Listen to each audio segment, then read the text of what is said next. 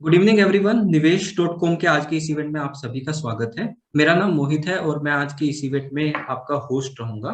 ये event specially हमारे top performing partners के लिए ऑर्गेनाइज किया गया है, तो इस इवेंट का हिस्सा बनने के लिए आप सभी का धन्यवाद।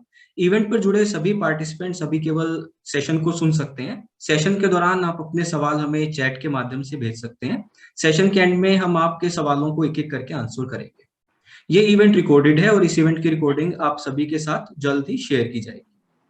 हमारे आज के सेशन में हम जिन विषयों पर बात करने वाले हैं वो है मार्केट आउटलुक, जिसमें हम मार्केट के करंट सिनेरियो एंड इसके फ्यूचर प्रोस्पेक्ट्स के बारे में चर्चा करेंगे। Number 2, HDFC multi cap NFO. जैसा कि आप जानते हैं कि ये एनएफओ 23 नवंबर को लॉन्च हुआ है और इसे काफी अच्छा रिस्पॉन्स इन्वेस्टर्स की तरफ से आ रहा है। इन विषयों पर अपने थॉट्स एंड इंसाइट्स को शेयर करने के लिए हमारे साथ एचडीएफसी म्यूचुअल फंड कंपनी से AVP products and business development mister Ram Kumar ji session में जुड़े हुए हैं। Mister Ram Kumar ji is a CFA charter holder and has a rich experience of more than 17 years in the industry. A very warm welcome, Ram Kumar ji. Now I would request you to take the session forward. So I am also allowing you the screen share option so that you can also share your screen here. Thank you very much. Very good afternoon to you all. And आज के ये programme में हमें for having us. Really thankful for being here. And मैं अपना slides थोड़ा share करने का कोशिश करूँगा. आप मुझे वो होस्ट राइट्स दे दीजिए तो. Just a second.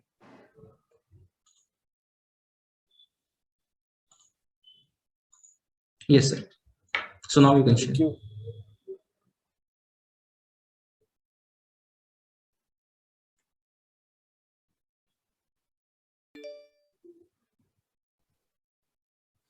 क्या आप कंफर्म कर सकते हैं कि स्लाइड्स विजिबल है? जी राम कुमार जी, आपकी स्लाइड्स विजिबल है। सो धन्यवाद। सो जैसे बताया गया कि इंट्रोडक्शन में कि आज हम डिस्कस करने वाले हैं एचडीएफसी मल्टी कैप फंड, जो so as the name suggest ये एक मल्टी कैप फंड है। एंड ये जो फंड का स्ट्रेटजी ये होगा कि कोई भी समय में ये फंड 25% लार्ज कैप में और 25% मिड कैप में और 25% स्मॉल कैप में इन्वेस्ट करेगा।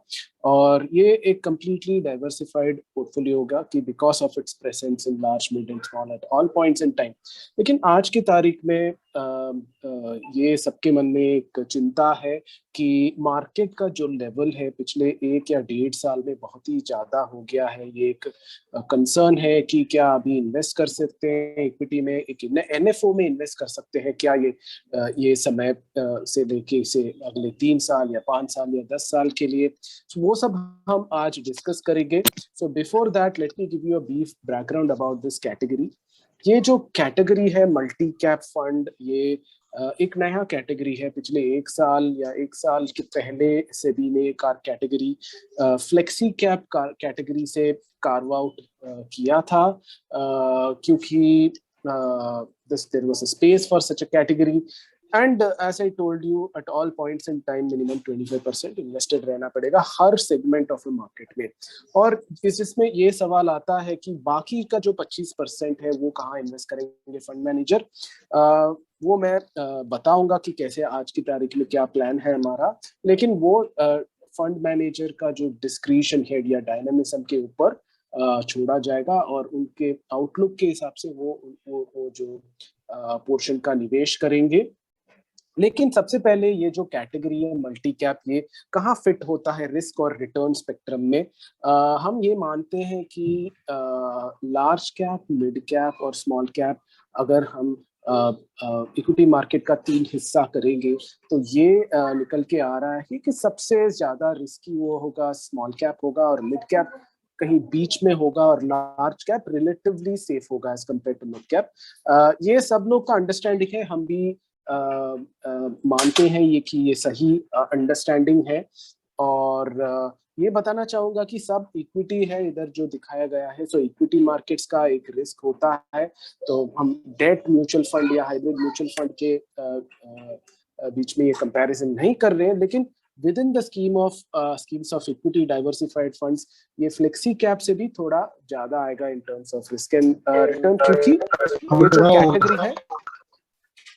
ये जो कैटेगरी है हमेशा के लिए कोई भी समय में आप देखेंगे मिनिमम 25% इसमें मिनिमम 25% इसमें स्मॉल कैप होगा ही होगा। इसके वजह से इसको रिस्क रिटर्न प्रोफाइल में थोड़ा मिडिल में रखते हैं और बॉटम में नहीं रखते हैं, ये समझना बहुत ही जरूरी होगा। एक और बात कहना चाहूंगा कि जब भी हम इक्विटी डाइवर्सिफाइड फंड के बारे में चर्चा करते हैं इन्वेस्टर्स के साथ, जो ये एक आइडिया आता है कि लार्ज कैप में ज्यादा पैसा रखना चाहिए और मिड कैप में कम और स्मॉल कैप में एकदम बिल्कुल कम। बट लेकिन क्या ये सही है कि ये जो इंडस्ट्री लीडर्स या बिजनेस लीडर्स जिनके पास मार्केट शेयर होता है कोई भी सेक्टर में, वो सिर्फ लार्ज कैप से ही आते हैं क्या, या वो मिड कैप या स्मॉल कैप से भी आते हैं? हमारा ये मानना है कि ऐसा कोई कंडीशन नहीं है कि सिर्फ लार्ज कैप्स इंडस्ट्री लीडर होते हैं। जैसे कि हमने इधर बहुत सारे एग्जाम्पल्स दिए हैं मिड कैप से भी, लेकिन say for example largest tyre manufacturer which is MRF, largest battery manufacturer Exide, largest footwear industry leaders Bata, और स्मॉल कैप से भी बहुत सारे कंपनीज जैसे कि रेमंड्स जो इंडिया के लीडिंग टेक्सटाइल और अपैरल कंपनी है, और पैथोलॉजी लैब्स में leader one of the leaders metropolis which is small cap company. Cloud computing करके एक सेक्टर है जिसमें रूट मोबाइल करके जो कंपनी है वो स्मॉल कैप में है, लेकिन वो भी इंडस्ट्री लीडर है। On the list goes on. ऐसा नहीं है कि सिर्फ लार्ज कैप से ही इंडस्ट्री लीडर्स आते हैं। हमको ये देखना पड़ेगा कि क्या हमारा पोर्टफोलियो इक्विटी के अंदर सही डाइवर्सिफाइड है। लार्ज कैप का भी रिप्रेजेंटेशन होना चाहिए, मिड कैप का भी होना चाहिए, स्मॉल कैप का भी होना चाहिए। और ये जो निफ्टी 500 करके जो बेंचमार्क है उसके बारे में थोड़ा चर्चा करना जरूरी है, क्योंकि अब देखिए एक सवाल आता है कि फ्लेक्सी कैप और मल्टी कैप में क्या फर्क होता है और क्या वो दोनों सेम है। हमारा ये कहना है कि फ्लेक्सी कैप एक बिल्कुल अलग कैटेगरी है as compare to multi cap. No need to confuse both of them. For example Nifty 500 जो इंडेक्स है, सब लोग जानते ही होंगे इंडेक्स को, टॉप 500 कंपनीज का इंडेक्स जो ranked according to their market capitalisation. Most of the flexi cap funds in the industry जिनका बेंचमार्क है वो है निफ्टी 500 इंडेक्स। उसके अंदर उसका कॉन्स्टिट्यूशन आप देखेंगे तो मोस्टली करीबन 80% या 78% लार्ज कैप्स में है, और स्मॉल कैप्स का जो रिप्रेजेंटेशन है सिर्फ 7% है। मैं ये ड्रॉबैक करके नहीं बोलना चाहूंगा, लेकिन ये है, ये मैथमेटिकली कंप्यूटेड है और सारे मार्केट कैपिटलाइजेशन का बराबर हिस्सा नहीं है कहीं। लेकिन हमारा ये जो HDFC मल्टी कैप फंड है जिसका NFO के बारे में आज बात करने के लिए है, उसका बेंचमार्क होगा एक अलग इंडेक्स, वो है निफ्टी 500 मल्टी कैप इंडेक्स 50-25-25। जैसे नाम से ही हमको समझ में आ रहा है 25% मिनिमम स्मॉल कैप है, 25% मिड कैप और 50% लार्ज कैप। तो हमारा फंड मैनेजर ये बेंचमार्क को लेके चलते हैं, और फ्लेक्सी कैप के फंड मैनेजर है जो निफ्टी 500 नॉर्मल इंडेक्स को बेंचमार्क लेके चलते हैं, जो उनको बेंचमार्क से ज्यादा डिविएट नहीं कर सकते हैं ऑन अ प्रैक्टिकल वर्ल्ड। इसीलिए most of the flexi cap funds today are aligned more towards large cap, including our own flexi cap fund. मैं ये नहीं बताना चाहूंगा कि फ्लेक्सी कैप अच्छा है या मल्टी कैप अच्छा है। अलग अलग टाइम पीरियड्स में अलग अलग कैटेगरी का अच्छा करने का प्रोबेबिलिटी है। जैसे कि फॉर एग्जांपल पिछले 15 या 16 साल का डेटा आप देखेंगे, लार्ज मिड और स्मॉल कैप का हर एक साल का performance, year on year performance आप देखेंगे, कोई साल में लार्ज कैप्स ने आउट परफॉर्म किया, कोई साल में मिड कैप्स ने आउट परफॉर्म किया जो हमने शेडेड रीजन में दिखाया है, कोई साल में स्मॉल कैप ने आउट परफॉर्म किया। सो इसमें ये पता चल रहा है कि अलग अलग टाइम में अगर आपका पोर्टफोलियो लार्ज कैप हेवी है तो कोई जो टाइम में लार्ज कैप आउट परफॉर्म करते हैं वो टाइम में आपका पोर्टफोलियो आउट परफॉर्म करेगा। लेकिन एक बैलेंस्ड अप्रोच जैसे कि ये मल्टी कैप फंड में होने वाला है, हर एक सेगमेंट में थोड़ा इन्वेस्टमेंट होना ही चाहिए। वो क्या करेगा, सो अगर मिड और लार्ज स्मॉल अच्छा करेंगे कभी तो as compare to a large cap heavy portfolio they will do better. But हमारा ये मानना है कि हर एक कोई भी टाइम पीरियड में हमारा हर एक सेगमेंट में प्रेजेंट होना बहुत ही इम्पोर्टेंट है, क्योंकि हमको ये पता नहीं चलता है कि अगले एक साल में कौन सा सेगमेंट अच्छा करने वाला है। So we are acknowledging and accepting कि हमको ये पता नहीं होता है, इसीलिए हर एक सेगमेंट में हमेशा इन्वेस्टेड रहना एक महत्वपूर्ण बात होता है, वही फॉलो करता है एचडीएफसी मल्टी कैप फंड। सो अभी हमने ये बात शुरू किया कि मार्केट्स कैसा लग रहा है, कि market, so we are in the second part of this presentation जो मार्केट के बारे में डिस्कस करेंगे कि हमारे हिसाब से ये हम बोलना चाहेंगे कि मार्केट सस्ता तो नहीं है। We are not saying the markets are cheap so invest, ये नहीं बोल रहे। मार्केट कहीं फेयरली वैल्यूड है, मार्केट महंगा नहीं है, समवॉट रीजनेबली वैल्यूड है, इसीलिए आपको इन्वेस्ट करना चाहिए ये मार्केट लेवल्स में भी। इसका क्या क्या कारण है, 3-4 रीजन मैं बताना चाहूंगा। सबसे पहले कोविड जैसे आया लास्ट ईयर, पहला वेव बहुत ही अनसर्टेन टाइम था, और उसके बाद हमने सेकेंड वेव भी देखा जिसमें जैसे मोर्टेलिटी और भी ज्यादा था, it is more devastating. But as compare to the first wave जो इकोनॉमी का इम्पैक्ट था या मार्केट में जो गिरावट हमने देखा, वो इतना एविडेंट नहीं था सेकेंड वेव में, क्योंकि वी नो मार्केट रिकवर होने ही वाला है, इकोनॉमी रिकवर होने ही वाला है, जो भी U shape, V shape, R shape, लेकिन क्विक रिकवरी एक्सपेक्टेड था, इसीलिए इकोनॉमी और मार्केट में ज्यादा इम्पैक्ट नहीं था, though we had full 1 quarter of lockdown. और अभी ये सबसे बड़ा सवाल आ रहा है कि तीसरा वेव आएगा क्या। तो अगर हमको पता नहीं है तीसरा, we are hoping that the third wave doesn't come, but if at all if there is a third wave, हमको ये लग रहा है कि उसका इकोनॉमिक इम्पैक्ट इतना ज्यादा नहीं रहेगा, मार्केट में इतना इम्पैक्ट नहीं होना चाहिए। सो हम with at least 3 to 5 year view we can enter the markets at this time. एक और चीज बताना चाहूंगा कि पिछले 10 साल में हमारा जो जीडीपी ग्रोथ हुआ हमारे देश का, वो लार्जली कंजम्पशन ड्रिवन था। जो दो और महत्वपूर्ण हिस्सा है हमारे इकोनॉमी का, जो एक्सटर्नल सेक्टर और इंफ्रास्ट्रक्चर और कैपेक्स रिवाइवल, ये जो पैरामीटर्स में हमने इतना बहुत अच्छा नहीं किया, लेकिन आज हम ये कह सकते हैं अगले 3 या 5 साल में हमारा देश जो है सिर्फ कंजम्पशन ड्रिवन नहीं, एक्सपोर्ट्स ड्रिवन भी होगा, इंफ्रास्ट्रक्चर और केपेक्स ड्रिवन भी होगा, क्योंकि बहुत सारे रिफॉर्म्स हुए हैं, पीएलआई इंसेंटिव्स हैं जो बढ़ाने के लिए, और इंटरेस्ट रेट्स हमारे देश में अभी भी बहुत ही लो लेवल में है। आरबीआई का जो व्यू है वो सबसे बहुत ही क्लियर है कि जब तक हमारे देश में इकोनॉमी का ग्रोथ नहीं आएगा in a sustainable way much higher than the pre pandemic level, तब तक हम अकोमोडेटिव पॉलिसी मेंटेन करेंगे, इन्फ्लेशन को थोड़ा नजरअंदाज करके हम फोकस ग्रोथ पे करेंगे। So इसके वजह से we are again positive that when the economy grows, it has to reflect in terms of profit growth of companies and it has to bode well for stock returns. ये China +1 supply chain, ये इसमें ज्यादा नहीं बात करूंगा मैं। Macro economic environment एकदम positive है, फिस्कल डेफिसिट कंट्रोल्ड है, गवर्नमेंट पॉलिसी सपोर्टिव है, इसके वजह से प्रॉफिट ग्रोथ जो रहेगा कंपनीज के, वो बहुत ही हेल्दी होने का बहुत ही चांसेस है, which is very good for our equity market. एक और चीज बोलना चाहूंगा when it comes to the valuation of the market, हम वैल्यूएशंस को, कैन आई रिक्वेस्ट सब लोग म्यूट में रहेंगे तो बहुत ही अच्छा होगा। I would request Mr. Keshav ji and Mr. Aditya ji to please put on the mute. बस इतना ही चाहिए और क्या चाहिए भाई?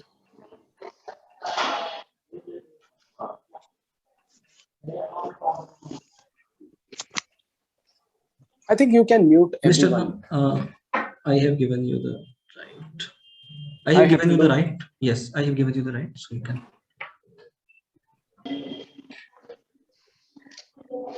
Mute all.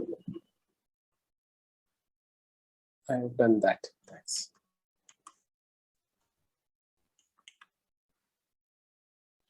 हाँ, तो बैक टू अवर डिस्कशन। आज के तारीख में हमारा जो मार्केट कैप टू जीडी पे है वो करीब 90% है, जो market cap as a percentage of GDP CY23 calendar year 23 GDP के हिसाब से ये हमारे हिसाब से बहुत ऐसा महंगा मार्केट नहीं है, क्योंकि ये मार्केट लेवल क्यों सस्टेन कर रहा है, profits are growing, economy is growing. Specially आप ये लोअर चार्ट देखेंगे, पिछले 5 या 6 साल में हमारे जो लिस्टेड कंपनीज का जो अर्निंग्स है वो इतना हेल्दी नहीं रहा, तो लेकिन बीच में एक टाइम में 1.6% was the ratio of all profits to our GDP, जो अभी इंप्रूव होके 4 या 4.5% के करीब जाने के लिए it is all poised to grow further. So that is one of the most important reasons. और एक और चीज बताना चाहूंगा कि जो फाइनेंशियल ईयर 21 और फाइनेंशियल ईयर 22 है, हम ये फाइनेंशियल ईयर 22 में है, 2 क्वार्टर्स ऑलरेडी खत्म हो चुके हैं, अब तीसरा क्वार्टर में है, और लास्ट ईयर जो FY21 फाइनेंशियल ईयर जो खत्म हुआ लास्ट ईयर, उसमें जो निफ्टी कंपनीज का जो प्रॉफिट ग्रोथ हुआ वो है around 18%। Now this year we are slated to grow about 34%, so that is about 52% profit growth in 2 years। अगर आप pre pandemic level of market देखेंगे, जो सेंसेक्स में 40,000 का लेवल था और अभी 60,000 लेवल के करीब चल रहा है मार्केट, वो अराउंड 50% ग्रोथ इन मार्केट्स बोल सकते हैं, 50% जंप इन मार्केट्स, जो हमें चिंता दे रहा है कि 50% मार्केट बढ़ गया और क्या बढ़ेगा।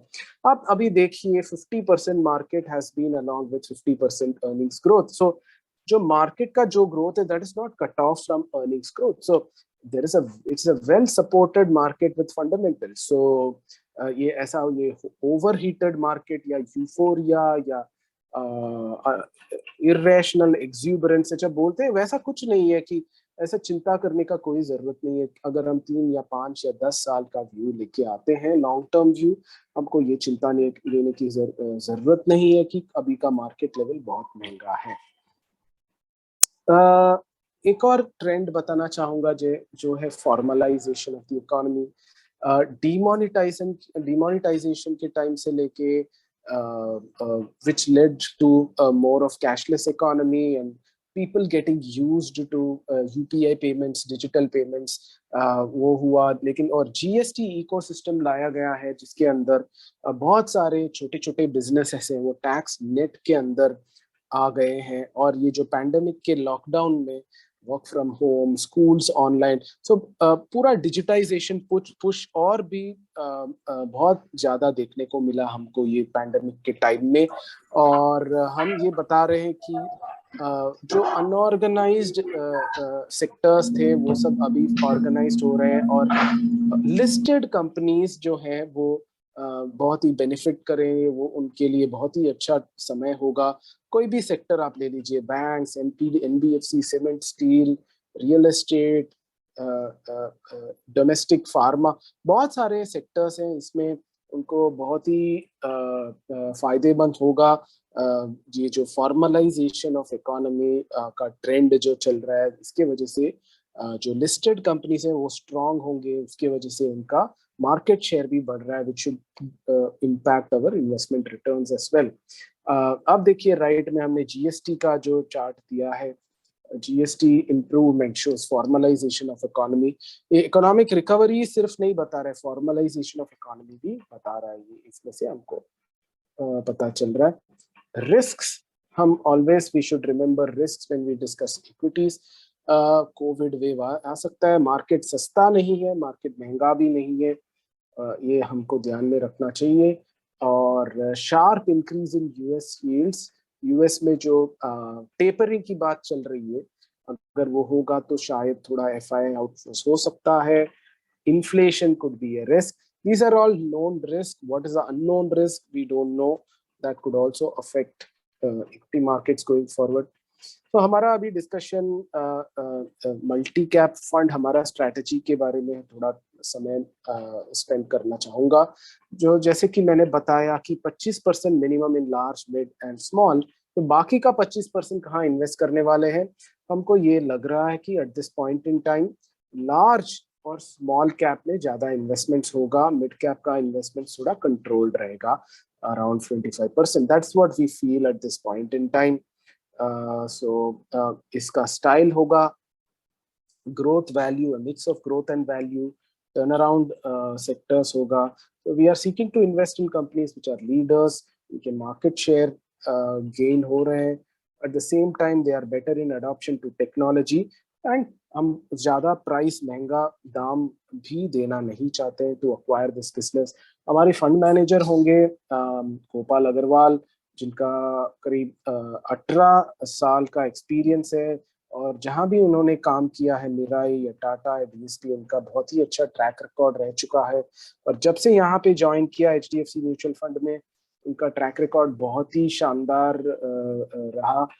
जैसे कि focus 30 fund, large and mid cap fund, equity savings from dividend yield, सब बहुत ही अच्छे कर रहे हैं एक साल में, पिछले एक साल में जब से इन्होंने ये मैनेज करना शुरू किया. That is one of the reason you should invest in this fund. And finally, when it comes to multi-cap, I've told you the gist of it. हमको HDFC mutual fund is probably the mutual fund you should choose when you want to invest in multi-cap fund. हमारा experience 2 decades का experience है, और हमारे बहुत ही research coverage हमारा बहुत ही deep research करते हैं हम, और हमारे जो एक्सपीरियंस्ड एनालिस्ट हैं उनका टीम वर्क होता है. कुछ 12 एनालिस्ट से 400 से 500 कंपनीज का रिसर्च कवरेज है हमारा. So we are well equipped to manage a category like multi cap fund, जो एकदम बहुत ही इम्पोर्टेंट कैटेगरी है when it comes to equity fund management. So we require your support in making this MFO a grand success. तो यहीं मैं समाप्त करना चाहूँगा मेरा इनिशियल रिमार्क्स को, और अगर आपका कोई भी सवाल है तो प्लीज पूछिएगा. I will be happy to answer all your questions. Thank you so much Ram Kumar ji for this wonderful session. So now I would request all the participants कि अगर आपके मन में कोई भी सवाल है जो आप पूछना चाहते हैं, तो you can just unmute yourself and ask to Mr. Ram directly. So I would request all the participants if they have any question.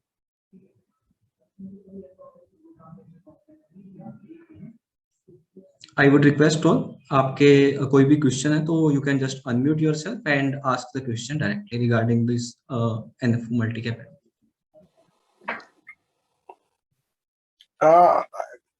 Hello ji Shyam Gupta ji, we can hear you, हम सुन सकते हैं. हाँ जी, मैं ये पूछना चाहता हूँ कि इसमें इन्वेस्टमेंट, बिकॉज मार्केट ऑलरेडी चढ़ा हुआ है, तो इसमें इन्वेस्टमेंट क्लाइंट का SIP रूट से लाना सही रहेगा या लमसम भी लगा सकते हैं?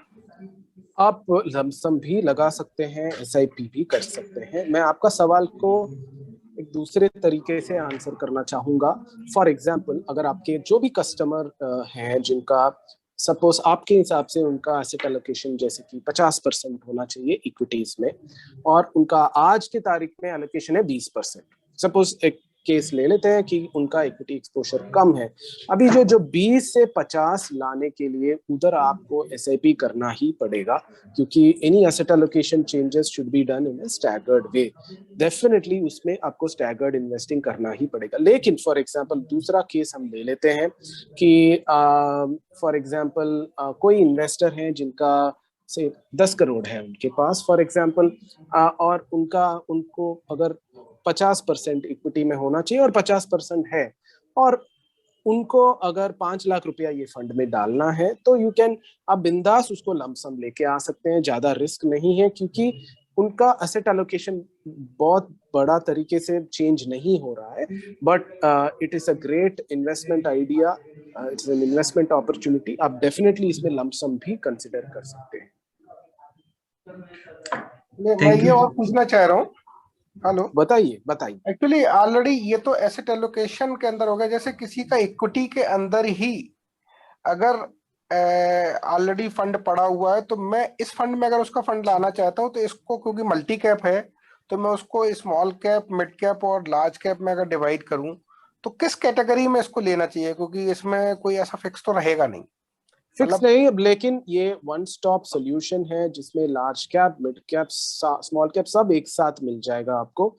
ये डिसाइड करने का आपको चिंता नहीं है कि लार्ज में कितना, मिड में कितना, स्मॉल में कितना, क्योंकि हमेशा वो जब डिसीजन करने का समय आता है, हम ये बोलते हैं चलो 60, 70, 75% लार्ज में डाल दीजिए और थोड़ा बच गया उसको मिड और स्मॉल में डाल दे। ऐसा ही हमारा अप्रोच होता है मोस्ट ऑफ द टाइम। वो प्रॉब्लम को सॉल्व करने के लिए बहुत ही अच्छा तरीका है जिसमें फंड मैनेजर मैनेज कर देंगे, जो एक डिसिप्लिन्ड अप्रोच के साथ इमोशंस को साइड में रखते हुए पूरा merit, each and every company का जो मेरिट के हिसाब से पैसा लगाएंगे। और आपको ये चिंता लेने का जरूरत नहीं है तो कि ज्यादा स्मॉल कैप या मिड कैप, वो काम फंड मैनेजर कर लेंगे। और इसमें बैलेंस्ड अप्रोच होगा, हर सेगमेंट में डाइवर्सिफिकेशन होगा। It is better as a one stop solution to address this market cap question.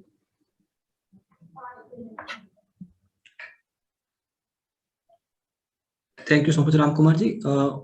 I hope mister Shyam ji आपका क्वेश्चन का आंसर आपको मिल गया है। तो और भी किसी पार्टिसिपेंट का अगर कोई क्वेश्चन है इसके रिगार्डिंग तो they can unmute and ask the question, we are open.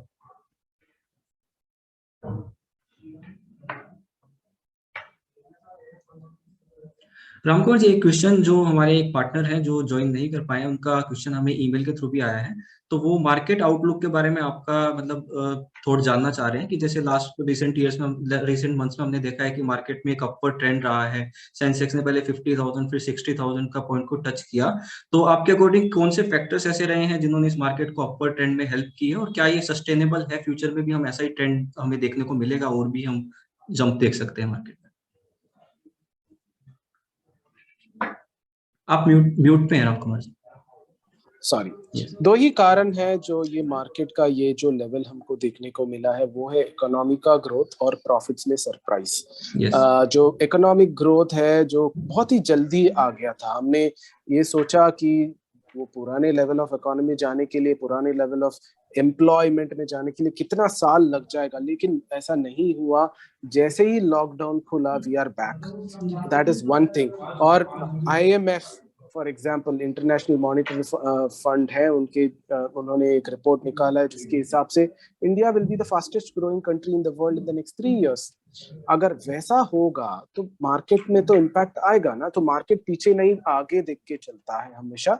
और प्रॉफिट्स, दूसरा बात ये है कि पिछले 1 साल या 1.5 साल में जो कंपनीज ने जो रिजल्ट्स डिक्लेयर किया है, वो एक्सपेक्टेशन को हर एंगल से बीट किया, और which is definitely sustainable next year we are so 50% profit growth भी हुआ, 50% market भी बढ़ा, which is reasonable for us।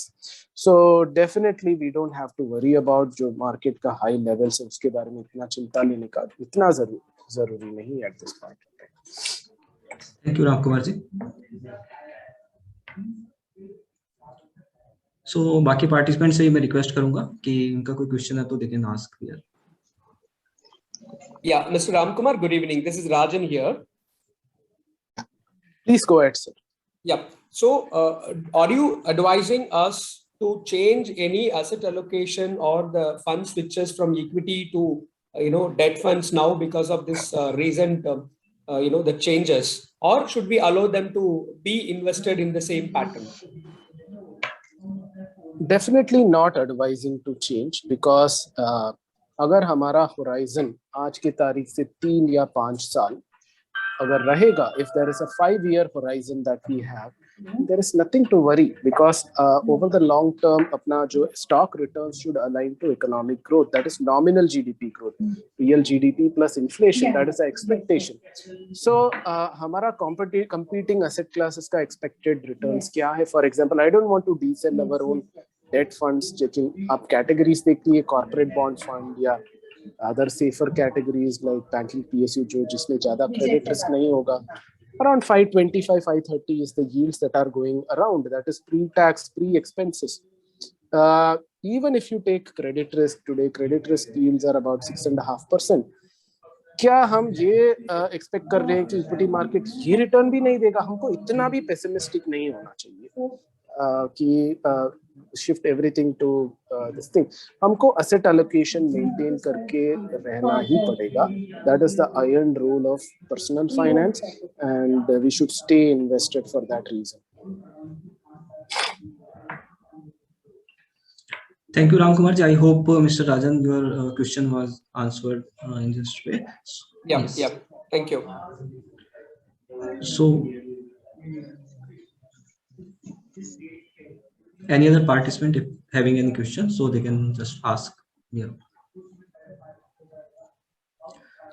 I would like to add one more question since he's there. See, sure. the large cap funds, I don't have any worry, so I can say the customer stay invested.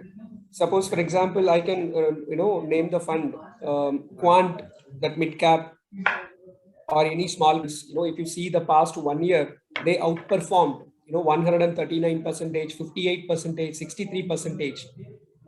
Even you are in the investment business for quite some time and you have seen various cycles, but you have your own inner fear. The last 1 year, the funds have outperformed. Let us, keep safeguard the growth. That kind of a mental fear we get in sometimes. So even that also you advise us to stay invested, even the mid cap and the small cap also. Definitely so, because ये जो fear आप बोल रहे हैं, fear is not bad. Fear is good for survival in the wild, in the jungles and in the markets also, I would say.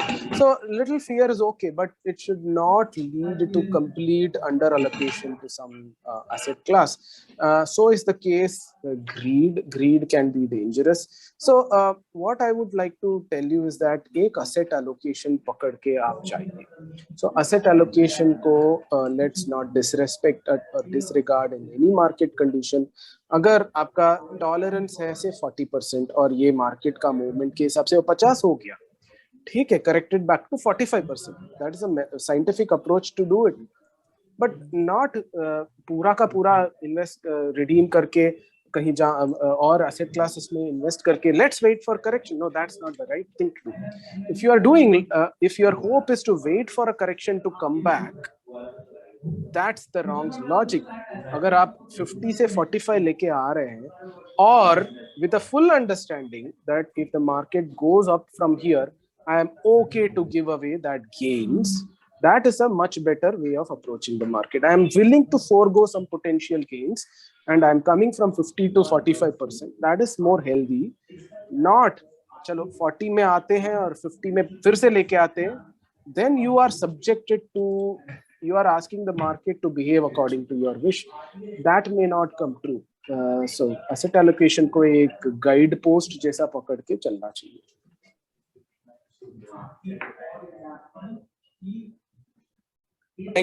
Thank you very much. Thank you Ram Kumar ji. एक question जो हमें बहुत से partners का आता है वो मैं अभी इस सेशन का थ्रू पूछना चाहूंगा आपसे कि जैसे अभी जो हमने एचडीएफसी मल्टी कैप की बात की, so how this multi cap can prove better than the flexi cap funds which have more flexibility. I know कि आपने इसको अच्छे से कवर भी किया इस सेशन में, तो if you could just give a brief answer कि कैसे it can be better in. ये जो फ्लेक्सी कैप में जो फ्लेक्सिबिलिटी है वो थोड़ा ओवररेटेड है, आई वुड से, बिकॉज ऐसा नहीं है कि कभी हमने ये नहीं देखा कि कोई भी फ्लेक्सी कैप के फंड मैनेजर 100% स्मॉल कैप में चले गया या 100% मिड कैप. ऐसा नहीं होता है रियल लाइफ में. प्रैक्टिकल वर्ल्ड में there are difficulties. So the flexibility in flexi cap is a little limited, mainly because of the benchmarks. Benchmarks are Nifty 500 for example, जिसमें ज्यादा लार्ज कैप्स है. सो हमको बेंचमार्क अवेयर रहना ही पड़ता है. इसके वजह से the allocation to large caps within a flexi cap fund has been always higher, and that has led to a situation that multi cap will be completely different. इसमें minimum 25% small cap है, ऐसा कोई rule नहीं है उधर. तो क्या होता है जिसकी वजह से हम इसको हाई रिस्क भी बताया है. तो to simply put, which is better, which is, I can't answer that question, but in a quick span of time अगर large cap ने आउट परफॉर्म किया, वो टाइम में फ्लेक्सी कैप अच्छा करने का चांसेस है. And vice versa, suddenly if large cap underperforms as compared to mid and small, multi cap is expected to do well as compared to flexi cap. लेकिन हमारा ये मानना है अगले 3 या 5 साल में ये जो ब्रॉड बेस्ड रैली जो बोलते हैं ना, वो होने का चांसेस है. तो that is also one possible contributing factor for multi cap funds. Thank you Ram Kumar ji for answering the Yeah. So एक और क्वेश्चन अभी हमें आ रहा है चैट के through. So Mr. Rohit is asking, what do you think, how much percentage the market is running premium in respect of fair value? So this is a very specific question about the market current numbers. So would you like, if you could? While let me be upfront, while we don't have one number for the fair valuation of the market, let me be honest about that, frank about that, but ऐसा कोई premium में नहीं चल रहा है हमारे हिसाब से. लेकिन ये ओपिनियन बेस्ड है, कितना होना चाहिए दैट इज ओपिनियन, बट हमारे हिसाब से फेयर वैल्यू के आसपास ही चल रहा है मार्केट. रीजंस हमने बताया, अगर प्रॉफिट्स ऊपर जा रहे हैं तो स्टॉक मार्केट भी ऊपर जाना चाहिए, वही हुआ. और हमारा जो ये मानना है कि अगले 3 साल में जो प्रोस्पेक्ट्स है इकोनॉमी कंपनीज का वो बहुत ही ब्राइट है. तो लेकिन we will not say that the markets are undervalued considering that, but बहुत अभी देखने को बाकी है in terms of the growth. It's not yet fully over. Thank you, Ram Kumar ji. I hope Rohit ji you got the answer for your question.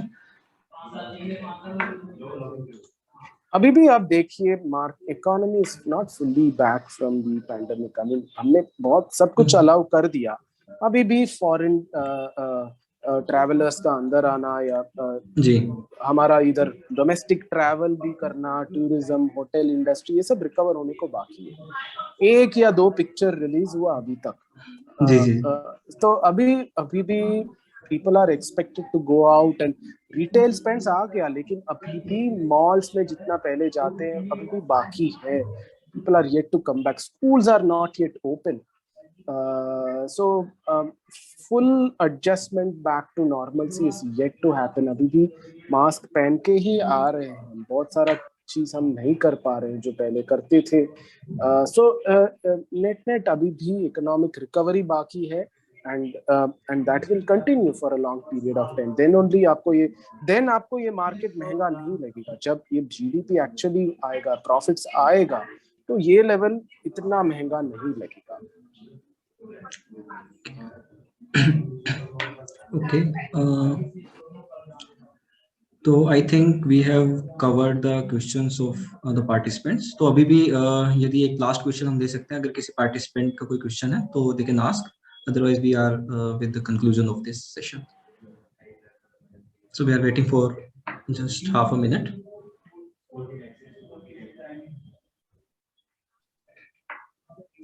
You can ask all the participants if you have any question. I think we have completed all the questions, Mr. Ram Kumar ji. Thank you so much. आपका बहुत बहुत धन्यवाद आज का session लेने के लिए और वैल्यूएबल टाइम हमें देने के लिए. आपने काफी अच्छे से प्रेजेंटेशन भी और साथ में जो क्वेश्चंस थे उनका भी ऑन द स्पॉट काफी अच्छा से आंसर किया. तो thank you for your precious time. और सभी पार्टिसिपेंट्स का भी मैं धन्यवाद करता हूँ फॉर ज्वाइनिंग इन. यह इवेंट यहीं समाप्त होता है. Thank you so much. Thank you very much.